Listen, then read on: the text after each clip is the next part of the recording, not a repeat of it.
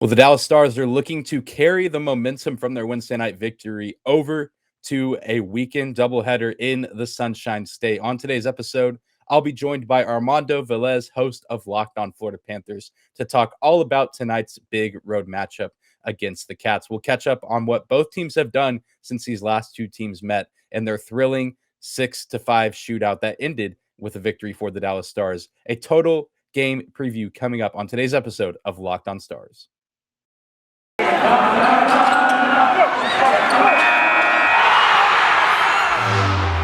Your Locked On Stars, your daily podcast on the Dallas Stars. Part of the Locked On Podcast Network. Your team every day.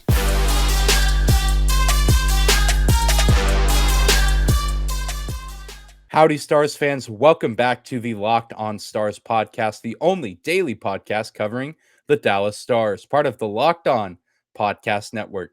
Your team every day. I'm your host, Dane Lewis, and you are locked on the Dallas Stars on this Friday, January 14th, a Dallas Stars game day, the first of a back-to-back against the Florida Panthers in Florida. The Dallas Stars struggling on the road so far this season, but looking to turn the tide and turn a new leaf as they're going to be playing several of their next games. I believe 4 out of their next 5 games will be away from the American Airlines Center. So looking to start out on the right foot tonight against the Cats in Florida. But before we get into today's crossover episode between myself and Armando Velez, do want to take a moment and say thank you for stopping by the show today. Whether this is your first time here or you are a recurring listener, thank you for making Locked On Stars your first listen of the day. Be sure to follow and subscribe to the Locked On Stars podcast wherever you find your podcast at, whether that's on YouTube or your favorite podcasting platform. No matter where you listen or how you listen, the show is always 100% free. Be sure to rate and review if you like what you hear, and give me a follow on social media at Dane_Lewis and at Locked On Stars. But without any further hesitation, let's get right into today's crossover episode between myself and Armando Velez of Locked On Florida Panthers. Welcome in, everyone, Stars fans, Panthers fans alike. It feels like we were just here last week, and that's because we were. It's Dane Lewis with the Locked On Stars podcast, joined by Armando Velez of Locked On Florida Panthers. Armando, how are you today? I'm doing very well, Dane. Great to be doing this once again. And this time I'm definitely in a better location for recording this versus the last time. Yes, absolutely. You're inside a building and not inside of a car, so Yeah, I imagine a little bit better internet reception as well yeah, this time around for you. yeah, better internet reception and more comfortable. That's for sure. Yeah, absolutely, and certainly, just a nice aesthetic that you got going on there with the Florida Panthers flag in the background. So all the good vibes for sure this time around. For But to sure. get things rolling with today's crossover, you might, from an outsider's perspective, might be easy to think that not a lot has happened since these last two teams met up, but you would be wrong to assume so. Lots of crazy things for both teams, both on and off the ice, for both these squads. But just to kind of throw some Florida related questions your way, Armando. 2 games have been played by the Panthers since these teams met up at the American Airlines Center just about a week ago. What has happened? I've seen the final scores. Florida wins 4-3 in overtime against Carolina. Really, really nice win, as Carolina has been, a really, really good team this season. And then a nice dominant 5-2 win over Vancouver. That game coming at home for the Florida Panthers. So what has changed from, that final buzzer after the shootout against the Stars to now, these 2 really impressive wins, kind of building some momentum going into yet another home game against Dallas? What has kind of changed between then and now?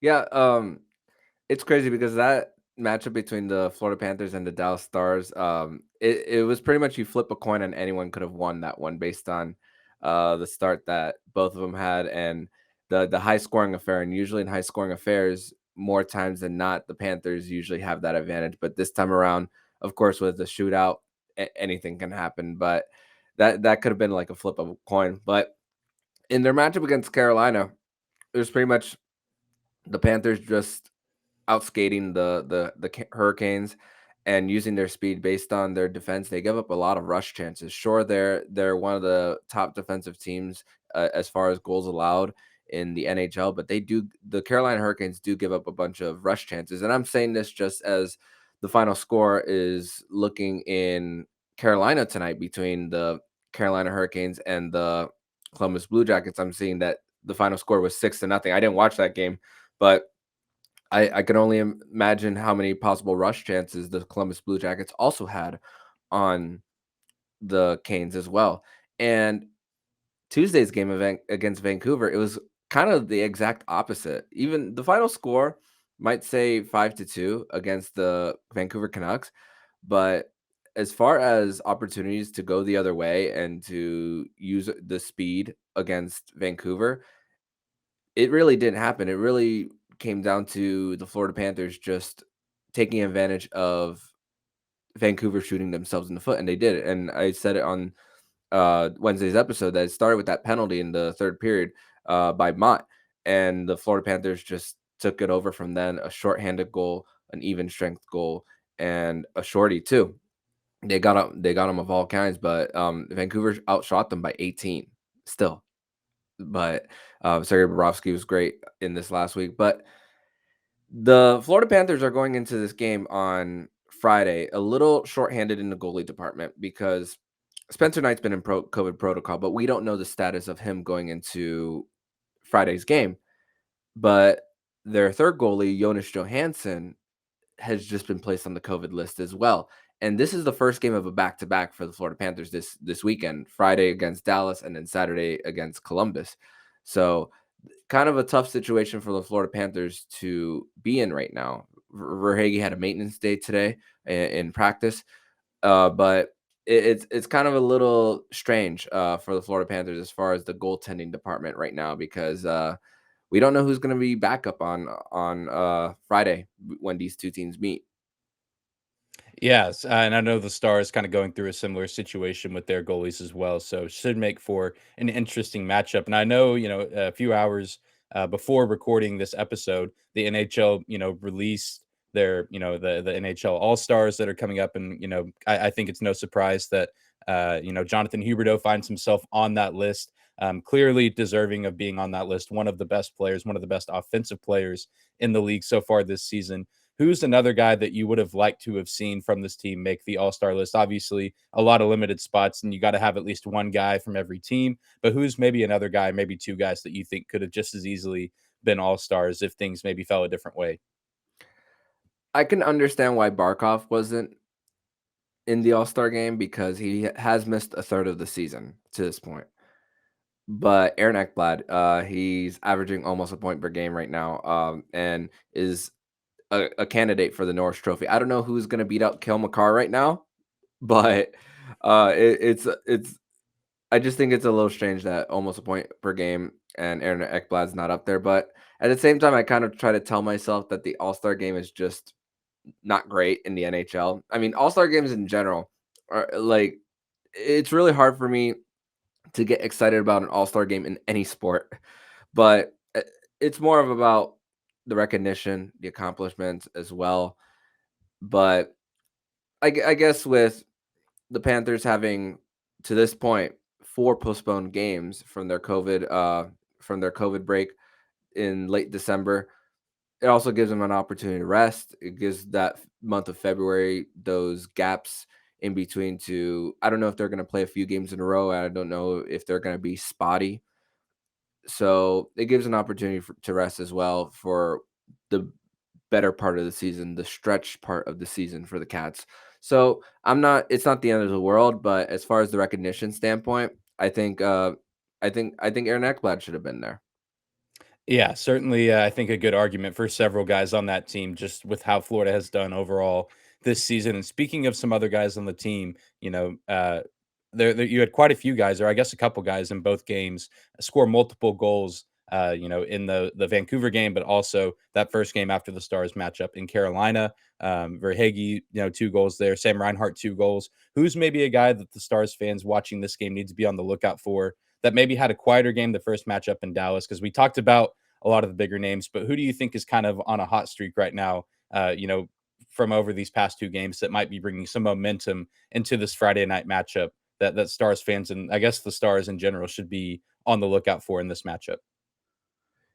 It's got to be one of two people. It's either got to be Anthony Duclair with his speed, what he can do with it, and also Sam Reinhart as well.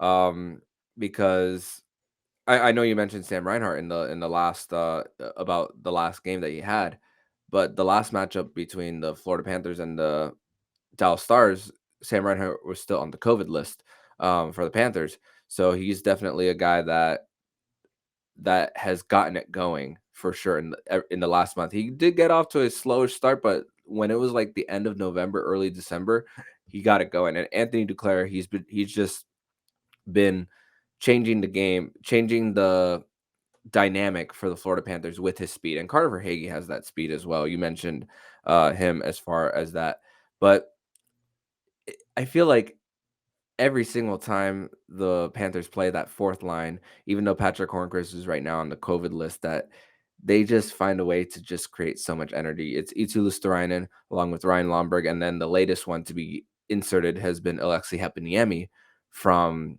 the AHL. He just got called up, and he went right back into the lineup, and he was creating opportunities right in front of the net as well. And he's played well since coming onto the Panthers roster in this latest stretch. So I feel like that fourth line of Eetu Luostarinen and Ryan Lomberg and Alexi Heponiemi, that's a line that no defense should go to sleep on for sure. Yeah, certainly going to be interesting to see how guys like Reinhardt, Verhage kind of assert themselves in this game. Duclair, even, you mentioned his speed. That overtime game winner that he had against Carolina was really, really impressive stuff. Good play in front of the net. So, and, revenge going to be on these guys' mind as this shootout loss is not too far of a thing in the past. But we're going to take a quick break and say thank you to one of the sponsors of today's episode of Locked On Stars and Locked On Panthers. And that sponsor is Built Bar. Built Bar is the protein bar that tastes like a candy bar, or maybe even better than a candy bar. Built Bars are covered in 100% real chocolate and contain 130 calories, 4 grams of sugar, 4 net carbs, and 17 grams of protein. Compare that to a candy bar, which usually has around 240 calories and 30 grams of sugar and dozens of net carbs. Even if you're not a huge fan of working out, you can at least eat something that tastes good and is good for you. That way, when you enjoy a delicious Built Bar, you can almost count it as your workout. You can go to built.com right now and use promo code LOCKED15 to get 15% off your order. Again, use promo code LOCKED15 for 15% off your order at built.com.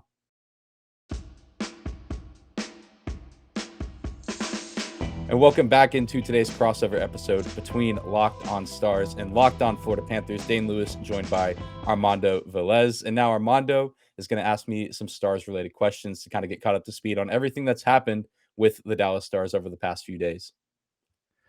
Yeah, so we talked about last time around before this game even got started for these two teams back last Thursday, and the Stars have had a theme of breaking streaks. They broke one, the Florida Panthers' streak.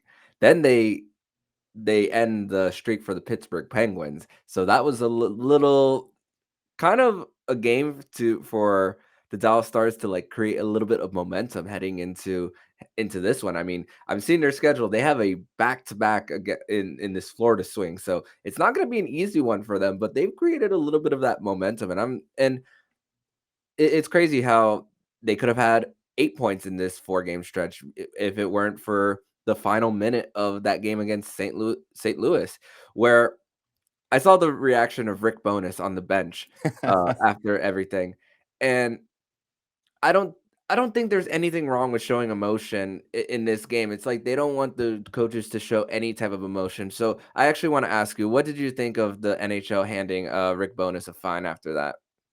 Oh, I thought it was outrageous, especially $25,000. Like, I get it. I mean, the NHL, and I think it's any league, you're going to get fined as a coach for any kind of reaction like that. But I just feel like $25,000 is quite a bit for, Yeah. swinging a stick. And I mean, who knows what he said?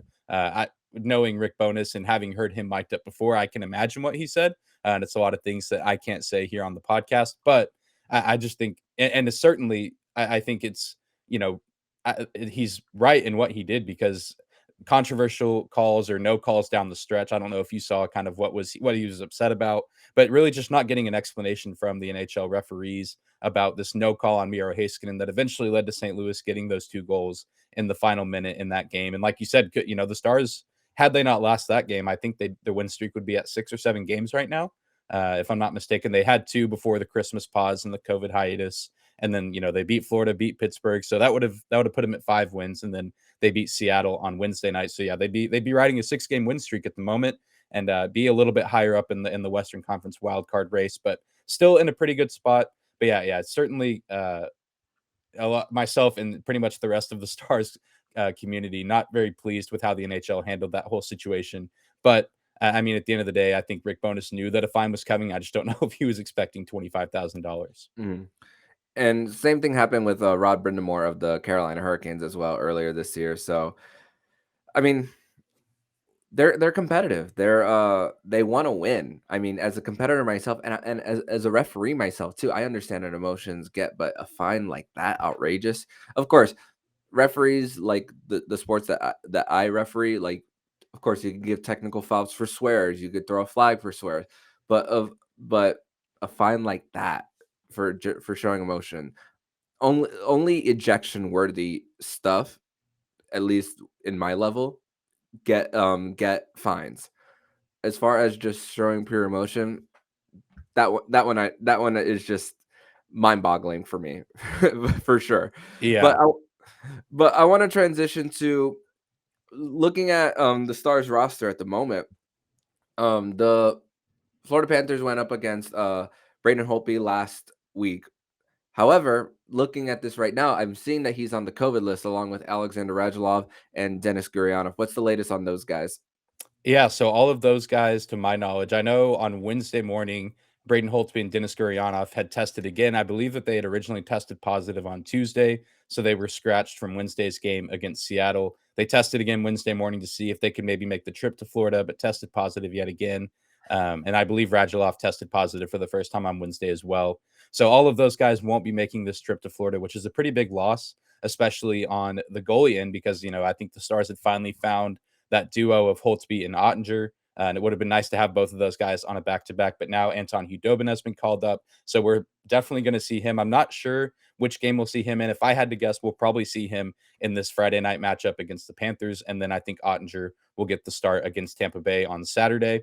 But yeah, I think it's a big loss on that end. But also Denis Gurianov, who was doing pretty well for himself coming out of this break. He scored against Florida, but he also scored against Pittsburgh as well. And so he was kind of finding his footing on this second line with Tyler Seguin and Jamie Benn. And both of those guys, Tyler and Jamie, were both playing a little bit better themselves. And so just kind of a big loss for the Stars, losing all that momentum that second line was building, because we talk on Locked On Stars all the time about the top line for the Stars and their talent, and what their production is never in question. But the Stars are desperately in need of secondary scoring, and the loss of Gurianov on this road trip is probably going to be something that is going to be felt, but the Stars are just going to have to find a way to work around it and find some guys to fill in that second, third, and even fourth line that can produce at a high level when those top guys aren't on the ice. Mm-hmm. So, note to self: expect Dobby in between the pipes for the Stars come Friday, and during this stretch of games, it's in between these two. The top line just continues to just score. Pavelski, I saw Pavelski on the score sheet. I saw Rupe Hintz as well, and wasn't Jason Robertson on a recent point streak or a goal streak? One of those two. Yeah, so he's on an 8-game point streak and an 11-game home point streak. So yeah, just doing really well for himself, and he got his 11th point at home last night within the first 50 seconds. Originally counted as a goal for him, but it actually bounced off Rupe Hintz's skate. Still got an assist on it. Still got his point, and then he eventually did score a goal of his own. So he covered all the loose ends. Just incredible for a guy who was a Calder finalist just last year. After just the year after Dallas makes it to the Stanley Cup final, they have that horrible situation with COVID, and then this bright spot, this kid coming onto this team and just lighting it up. And he's one of I was looking up just now that he's one of the last votes in.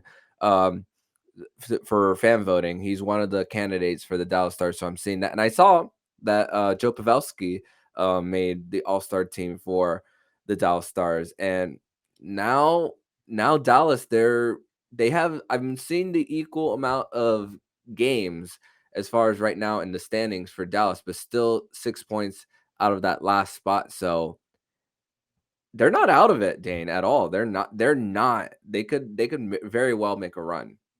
Yeah, absolutely. And I think that they've shown coming out of this COVID pause that like you said, they're certainly not out of it, just yet. And I think that they still have a lot of fight left in them. I think they're finally, kind of hitting their stride and figuring out what they do well and what they do poorly, and leaning on those strengths. And even last night there was a lot of talk about Joe Pavelski, and you mentioned, he gets the All-Star nod, and I'm kind of on the same page as you. Where All-Star games, it's not necessarily watching the game that's cool, but it's nice to see these guys get appreciated. And a guy like Pavelski, who's been around for so long, and he's 37 years old, and the several of the Stars beat writers wrote today in their kind of post game analysis from Wednesday night's game against the Kraken that he's probably putting together his best season, even though he's 37 years old. I mean, who knows what his body has been throughout that time, yet to continue to play at this high of a level. I mean, he's certainly helping lead the charge for what could be a really impressive Stars run here as we kind of get towards the spring months. And I don't think it's realistic to say that they're going to come back and win the division, just because I think Nashville and Colorado and even St. Louis have a little too much talent. But they can certainly make a push for that, maybe second or even the first wild card spot.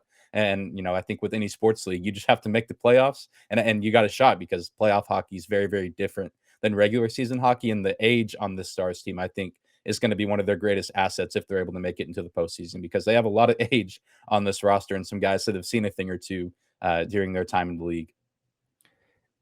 It was around this time in 2019, almost about this time, when the St. Louis Blues were last in their division, and then the run that they went on. I know Stars fans don't want to hear that, but that we're at that point. So who is going to be that team in the NHL for sure? And the Stars aren't even in last, so they could be that. They could definitely be that team who just goes on that streak. But we're going to transition to the third segment of this episode, but we want to tell you all about BetOnline.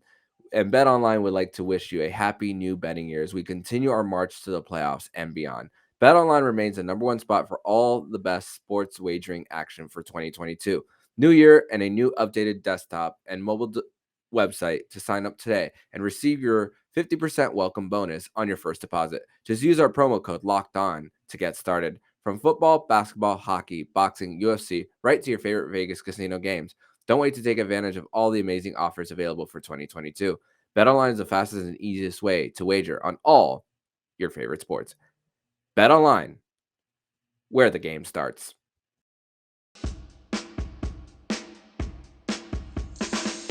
All right, and we're back in this final segment of Locked On Panthers and Locked On Stars on this crossover edition of the show. Both teams have back-to-backs. They're on the front end of them.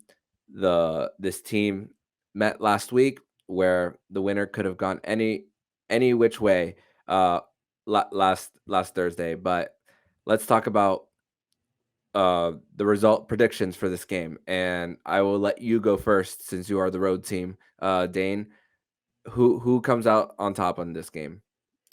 Yeah, this is certainly a tricky one, because this is one of those situations where I know as a team the goal, for the Stars, and I'm sure what the coaches are preaching is, hey, come away from this road trip with 4 points. And I think that's best case scenario. But just from what I've seen from the Stars this season, playing on the road has not always been their strong suit. So I think realistically, if they can come away with 2 points, that's a victory. So it just kind of depends on which game are they going to win. Are they going to beat Florida, who's coming off 2 wins, playing really well right now? Certainly looking to get back at these Dallas Stars, or are they going to beat the Tampa Bay Lightning, who have had their numbers since, October of 2020? And so it's really, really tough to say. And I think especially if Anton Hudobin starts this game, not necessarily a huge fan of the Stars' chances to come out on top. So I think the Stars drop this game. Probably, I think it can be close. I think, even though they lost that game in St. Louis, up until that final minute, they showed a lot of really, really good progress that had been made as far as their ability to play at a high level on the road. And so I think that they'll keep it close, but I think the Stars might lose this game by a score of maybe 4-3, maybe 5-3, with Florida scoring an empty netter kind of at the end. But would love to see the fight that they brought against Florida the first time around and see another really good competitive game for sure. I'm just now looking at NHL.com and the Stars road record right now. Despite being middle of the pack in their division, they're one of the worst road teams in the division. Actually, I'm seeing this. And 4-10-1 for the Dallas Stars, while the Florida Panthers 19-3-0 at home. So, and the Florida Panthers have had their share of road woes before that recent road trip where they came out 3 out of 4 in that one. And that was a possible change in momentum type of road trip for this team who had been battling 500, but now currently they're over it 500. And man, the splits for the Stars are just not more different than I thought it was going to be for sure in this one. And with how Florida has played at home versus what I'm seeing in front of me with the Dallas Stars, I'm going to say that the Florida Panthers will come away with a win in this one. Since coming out of their COVID pause, they've scored they've scored four or more goals in every single game since coming out of that pause. So they just score in bunches, and I just think that their continued home success and the momentum that they're creating, and with also it being a front end of a back to back, I don't know. There's a chance that Bobrovsky might start both because he might have to, and it's a little tough because after this back to back homestand, this 3-game and the 3-game homestand that the Florida Panthers are in, they're going to be making their Western Canadian trip, and that's as far as the travel. And we don't even know if those games are going to be played because Canada is still having issues with their attendance rules with what they're trying to do with the Omicron variant. So are the Panthers going to come out of this back to back, and are they going to have a whole week because the NHL will postpone more games, or are they going to ride high and then continue that as they try to continue going on their momentum that they created from the most recent trip and carrying that over to Western Canada? So a little bit of a strange and a whole bunch of uncertainty coming up because the Panthers and Sam Bennett, he's going to be making his return to Calgary for the first time since being traded. So that's something to look forward to for the Cats. But I think they're going to win this one. Columbus is coming in hot after that 6-0 win over Carolina. So that's something to look forward to. And Columbus has been a little bit of a surprise this year as well. They're not dead in the water like a lot of people thought they were going to be. So tough stretch for the Florida Panthers. And the goalie situation in Dallas, even after Friday night's game, I will say, Dane, I will be paying attention to the Dallas Stars and what they do in Tampa Bay the next night after playing to see like how they look with uh, putting the other goalie in and seeing how the second line and below plays without Gurianov as well. Yeah, and there's a chance that I feel like I'm often wrong about who starts for goalies in this position. I could also, I think I'm thinking from how I would do it of starting, Anton Hudobin first, since Ottinger Mhm. did just play on Wednesday, give him full rest before letting him play Saturday. But also, I mean, Anton Hudobin, despite losing that Stanley Cup a while back and despite dropping quite a few games last season, has seen quite a bit of this Tampa Bay team. But Jake Ottinger, seeing a good amount of them as well, having gotten some starts. But yeah, it's going to be really, really interesting to watch. And especially if they do drop this game and if it gets out of hand, it's going to be really, really interesting to see how they respond on Saturday against Tampa Bay. If they're going to come out flat and drop that one too and come away from this road trip with no points, or if they're able to kind of rise above the adversity of what could be presented in this Friday matchup and kind of carry that forward, because it doesn't get too much easier when they get home. I can't remember off the top of my head who all they have next, but I know, a lot of our divisional games are still needing to be played, and so every one of those games is going to count for sure, and those are going to matter immensely as the season goes on, because as we've been saying, they're not dead in the water, but they need to start racking up these wins, especially on the road, if they want to consider themselves a legitimate playoff contender, because good playoff teams can win at home, but they also need to, be able to steal a game or two on the road. I'm seeing 4 out of 5 for the Stars on the road. coming up, and both of those road games, they're back to backs on both of them. So Oh, a little bit of a tough stretch for Dallas. yeah, we're gonna find out a lot about this team for sure in the next coming days. I think Philadelphia is one of those games, so maybe that one will be a little less challenging. Philadelphia struggling a little bit this season, but always hard to get a win on the road in professional sports, and especially the NHL. And who knows what other guys might get thrown on the COVID list. Hopefully, not too many more, as I know about 70-80% of this roster has already been in COVID protocols, and especially a lot of the big names, Gurionov and Holtby and Radulov were kind of I guess at the back end, and their invincibility spell wore off a little bit at the end there. Mhm. For sure. For sure. And definitely, hopefully they all get to recover. And just like how the Panthers have, most of their roster has been on the COVID list and back. So hoping no more of these. Yeah, for sure. Hoping that the NHL as a whole can kind of get back to being able to find a little bit of consistency, and hopefully these guys are able to stay healthy and without symptoms. And as in return, you want their families and whatnot to stay healthy as well. Mhm. Just kind of weird times here in the NHL for sure with this Omicron variant going around. For sure. Well, that's going to do it for today's crossover episode between Locked On Stars and Locked On Panthers. Be sure to tune in to, oh, I guess not tomorrow because it'll be the weekend, but we'll be breaking down these games from the weekend at Locked On Stars on Monday. And Armando, I imagine you'll be doing the same on Monday for Locked On Panthers. Yep, we'll be breaking down the weekend slate of games and then talking about the upcoming Canadian road trip. Good deal. Good deal. Armando, always good to cross over with you. And who knows if we'll get to do this again, because I know our teams don't meet up in the regular season, but maybe the fate will have it where our paths cross again at some point.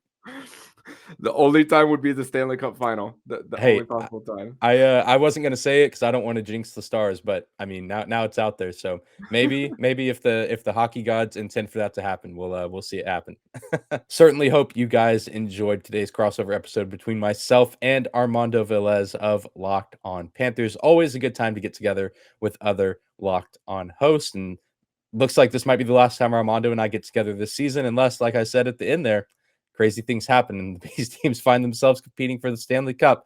We'll see what happens whenever that time comes. But thank you guys again so much for listening to today's episode, for making Locked On Stars your first listen of the day. Now go make your second listen of the day at the Locked On Bets podcast, hosted by your boy Q, with expert analysis and insight from Lee Sterling. The Locked On Bets podcast can be found for free wherever you listen to your podcast. Be sure to tune in on Monday, as we will give you a full breakdown of tonight's game as well as Saturday's matchup with the oh so dangerous Tampa Bay Lightning. We will see you then, Stars fans. Have a great, safe, fun weekend, and we will see you back here on Monday.